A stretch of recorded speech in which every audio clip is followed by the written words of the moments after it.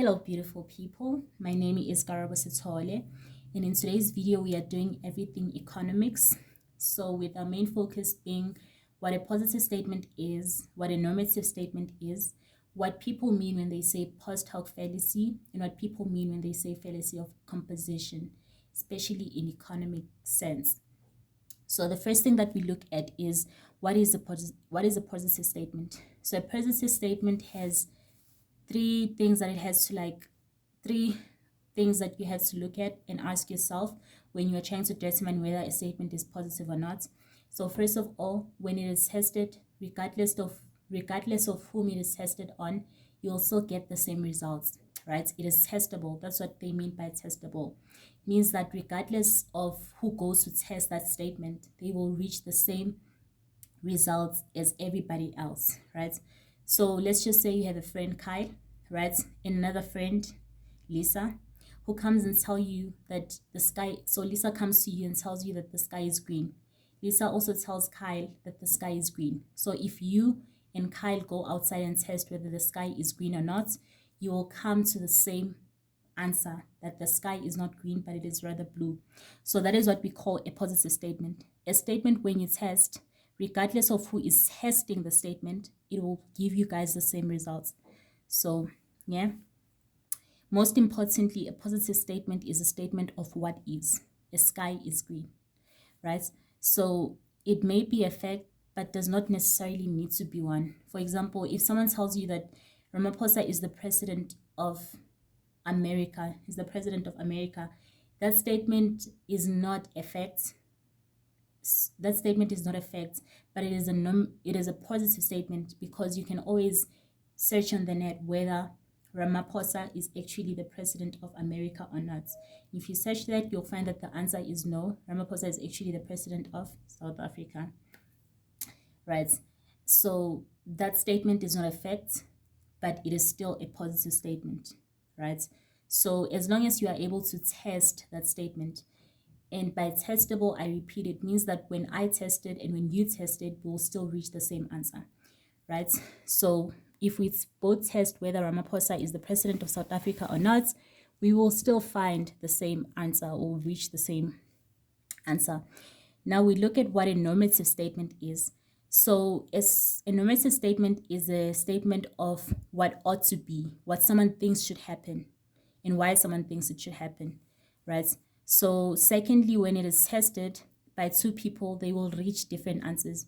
So if you test person A, if you ask that statement or you ask that question to person A, person B, person C, person D, person E, all of them will have their own answer. They might agree or disagree to the statement that you made.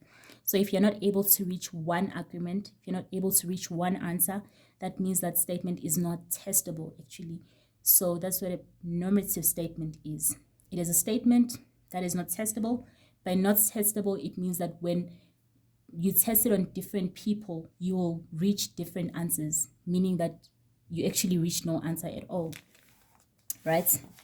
And then normally a normative statement is based on feelings, it is based on values, etc. So normally on a normative statement, they will use terms like good, bad, better, the best, funny, not funny, etc.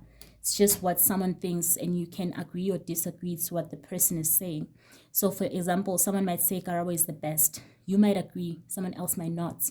So you're not able to reach the same answer when that statement is asked, when that statement is made. You're not all able to just agree on one thing. Someone might agree, someone else might disagree, right? Another normative statement example would be something like math is better than accounting, right? Someone might agree, someone might disagree, meaning that you're not able to reach one answer. So that statement is said to be normative. And then it says that she is funny. So someone might agree that she is funny. Someone might think she's not funny. So you're not able to reach one answer. You're not able to reach an agreement. So that is said to be a normative statement. And then we move on to two of fallacies that we have in economics. We have other fallacies except these ones, such as the fallacy of short runs, where people only think about short-term things. They're not able to see the bigger picture, right? Just like how Gwede Mantashe is just busy saying coal, coal, coal, coal, coal. But let's not get there. Let's not go there. Anyways, so the first statement that we are going to look at is, the first fallacy that we are going to look at is post hoc fallacy. So basically, it is the assumption that something occurs because of another thing. So it is a statement like students failed the math test because of the earthquake.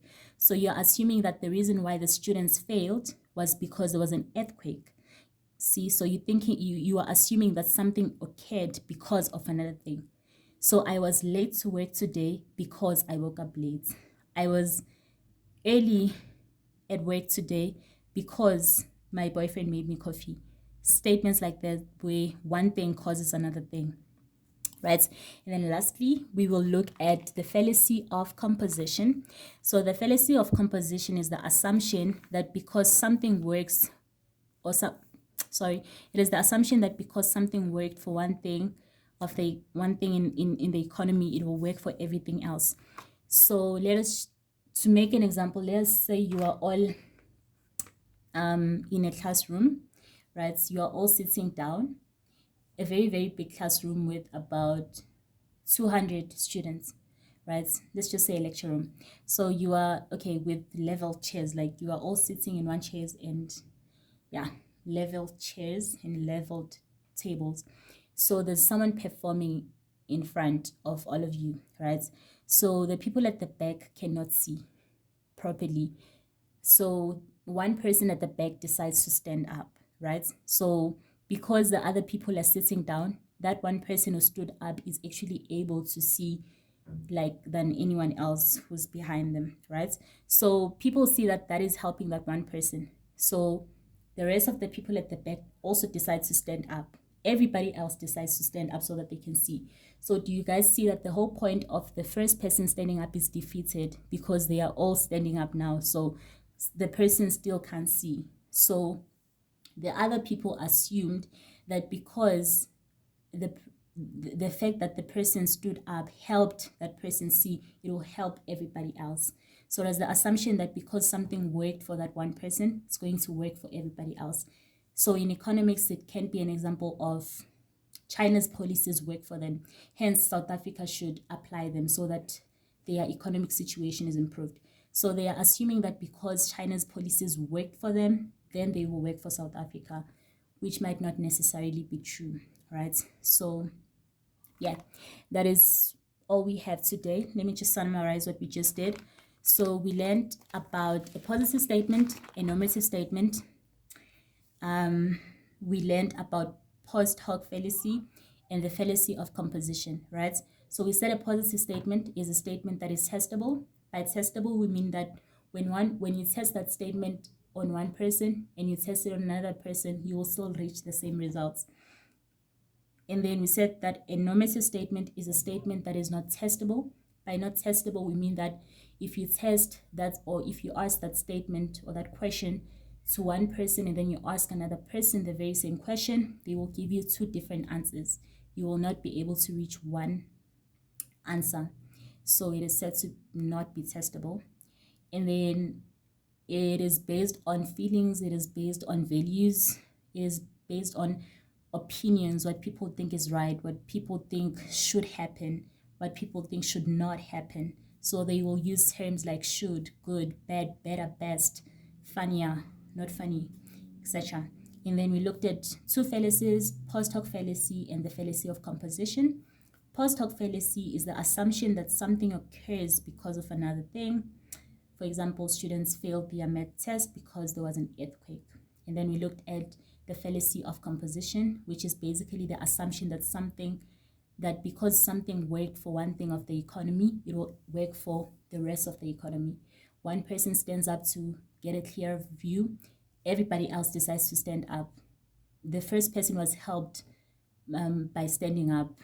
They could get a clear view, but because everybody else decided to join that single person and all stand up, the whole point of standing up is defeated.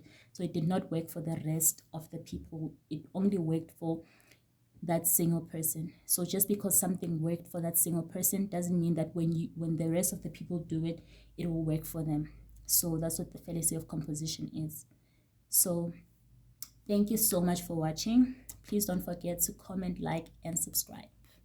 See you guys in the next video.